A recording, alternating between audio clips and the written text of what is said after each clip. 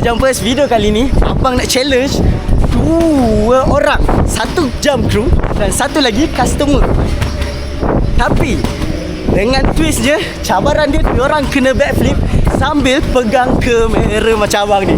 Jom kita tengok orang boleh backflip berapa banyak kali. Adakah kru menang ataupun customer menang? Jom kita tengok. Let's go. Kita ada 2 kontestan. Ini Naim dan ini Adrian. Jom kita tengok siapakah akan menang. Jom. Kalau abang Naim ni kalah, apa kena buat? Triple front. Let's go. 1, 2, 3, 4, 5,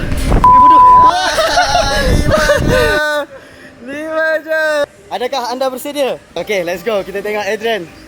Berapakah Adrian boleh buat? 1, 2, 3, 4, 5, 6, 7, 8,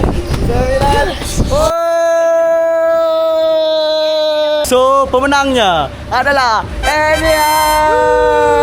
Buat triple tu. 1, 2, 3. Yeah.